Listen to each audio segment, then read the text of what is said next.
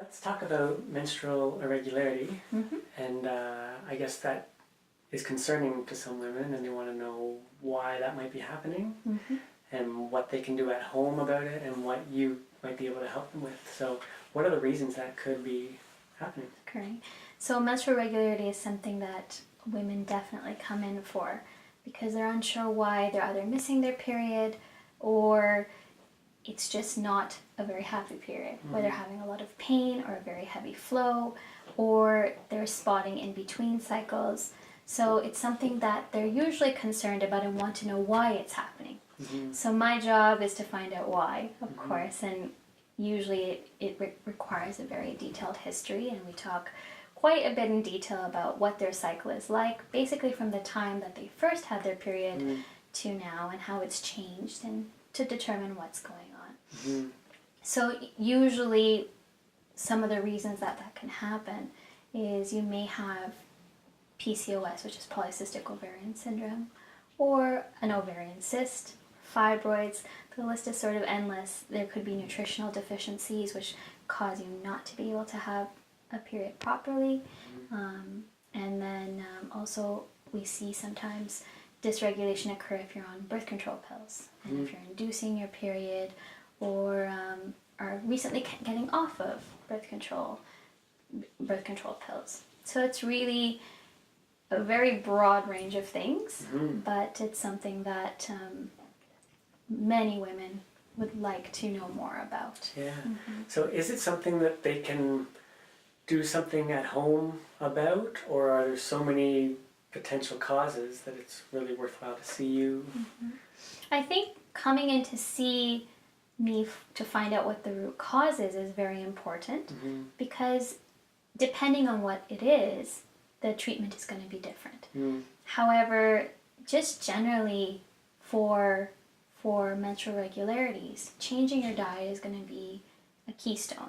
Now, what you change in the diet depends on what you have. For example, for polycystic ovarian syndrome, there's a link between that and insulin levels. So because we know that, we don't want glucose spikes to be occurring in the diet. So favoring a diet that's low on the glycemic index when you have PCOS is going to be beneficial and prevent insulin spikes from occurring. And that will directly link to reducing cyst size and making sure that ovary health is better. However, something like cysts on top of the ovaries or in the uterus or even fibroids, those are more linked to estrogen dominance. So there's lots that we can do on a supplemental basis for that, botanical basis for that, but generally in the diet, something that women can start at home is avoiding things that have estrogen in the environment, and these are called xenoestrogens.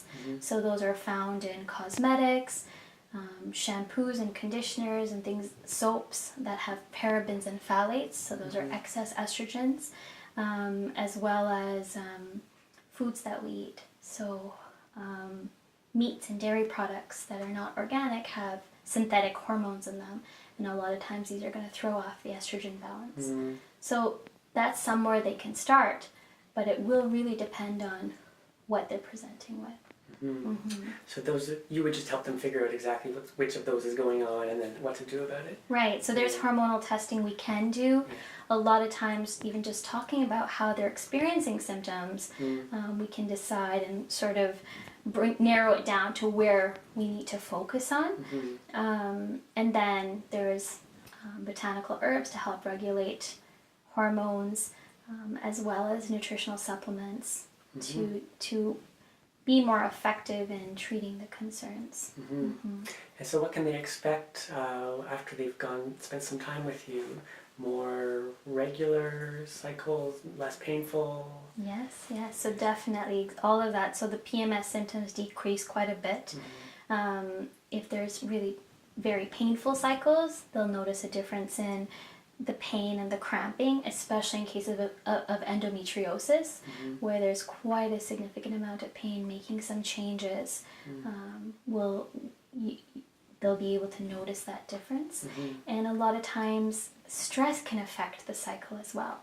So if it is stress, working on the adrenal glands and giving adrenal support to help with the stress hormone called cortisol. That's going to help regulate the cycles and sometimes even bring back a cycle that has not been present for a while. So they'll notice more consistent bleeding, less pain, and even PMS symptoms decreasing. Nice.